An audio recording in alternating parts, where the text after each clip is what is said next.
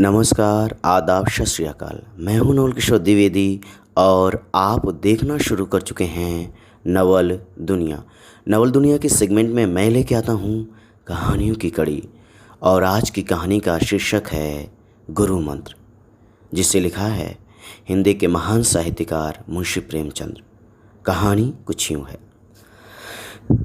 घर के कलह और निमंत्रणों के अभाव से पंडित चिंतामणि जी के चित्त में वैराग्य उत्पन्न हुआ और उन्होंने संन्यास ले लिया। तो उनके परम मित्र पंडित मोटेराम शास्त्री ने उपदेश दिया, मित्र, हमारा अच्छे अच्छे साधु महात्माओं से सत्संग रहा है।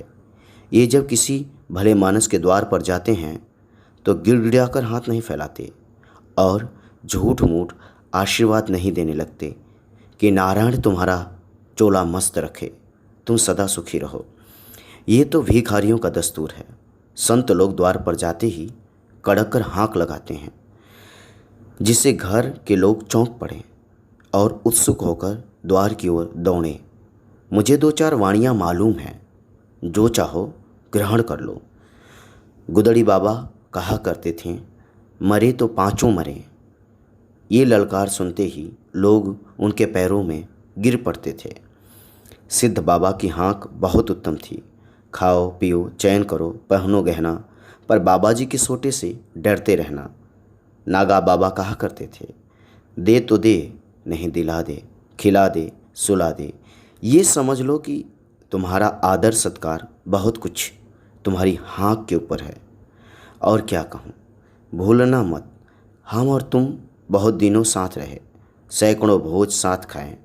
जिस न्योते में हम और तुम दोनों पहुँचे थे तो लगा डांट से एक दो पत्तल और उड़ा ले जाते थे। तुम्हारे बिना अब मेरा रंग न जमाएगा। ईश्वर तुम्हें सदा सुगंधित वस्तु दिखाए। चिंतामणि को इन वाड़ियों में एक भी पसंद न आई। बोले, मेरे लिए कोई वाड़ी सोचो। मोटेराम, अच्छा ये वाड़ी कैसे है? न दोगे तो हम चढ़ बैठेंगे। चिंतामणि, हाँ ये मुझे पसंद है, तुम्हारी आज्ञा हो तो इसमें काट छाँट करूं। मोटेराम, हाँ हाँ करो। चिंतामणि, अच्छा तो इसे इस भांति रखो, न देगा तो हम चढ़ बैठेंगे। मोटेराम, नारायण जानता है ये वाड़ी अपने रंग में निराली है। भक्त ने तुम्हारी बुद्धि को चमका दिया है। भला एक बार ललकार कर कहो तो देखें कैसे कहते हो। चिंतामणि ने दोनों कान उंगलियों में से बंद कर लिए और अपनी पूरी शक्ति से चिल्लाकर बोले, न देगा तो चढ़ बैठेंगे। ये नाद ऐसा आकाशवेदी था कि मोटेराम भी सहसा चौंक पड़े। चमगादड़ घबरा कर वृक्षों से उड़ गए, कुत्ते भौंकने लगे। मोटेराम मित्र, तुम्हारी वाणी सुनकर मेरा तो कलेजा कांप उठा। ऐसी ललकार कहीं सुनने में आई? तुम सिंह की भांति गरजते हो। वाणी तो निश्चित हो गई। अब कुछ दूसरी बातें बताता हूँ, कान देकर सुनो। साधुओं की भाषा हमारी बोलचाल से अलग होती है। हम किसी को आप कहते हैं, किसी को तुम। साधु लोग छोटे बड़े, अमीर गरीब, बूढ़े जवान सबको तू कहकर पुकारते हैं। माई और बाबा का सदैव उचित व्यवहार करते रहना। ये भी याद रखो कि सादी हिंदी कभी मत बोलना, नहीं तो मरम खुल जाएगा। टेढ़ी हिंदी बोलना। ये कहना कि माई मुझको कुछ खिला दे, साधुजनों की भाषा में ठीक नहीं। पक्का साधु इसी बात को यूँ कहेगा, माई मेरे को भोजन करा दे, तेरे को बड़ा धर्म होगा। चिंतामणि, मित्र, हम तेरे को कहाँ तक जस गावें, तेरे ने मेरे साथ बड़ा उपकार किया। यूँ उपदेश देकर मोटेराम विदा हुए। चिंतामणि जी आगे बढ़े तो क्या देखते हैं, एक गांजे भांग की दुकान के सामने कई जटाधारी महात्मा बैठे हुए गांजे में दम लगा रहे थे। चिंतामणि को देखकर एक महात्मा ने अपनी जयकार सुनाई, चल चल जल्दी लेके चल, नहीं तो अभी कहता हूँ बेकल। एक दूसरे साधु ने कड़क कर कहा, अरारा धम, आए पहुँचे हम, अब क्या है गम। अभी ये कड़ाका आकाश में गूंज ही रहा था कि तीसरे महात्मा ने गरज कर अपनी वाणी सुनाई। देश बंगाला जिसे देखा न भाला, चटपट भर दे प्याला। चिंतामणि से अब न रहा गया। उन्होंने भी कड़क कर कहा, न देगा तो चढ़ बैठूंगा। यह सुनते ही साधुजन ने चिंतामणि का सादर अभिवादन किया। तत्क्षण मतलब तुरंत गांजे की चिलम भरी गई और उसे सुलगाने का भार पंडित जी पर पड़ा। बेचारे बड़े असमंजस में पड़े।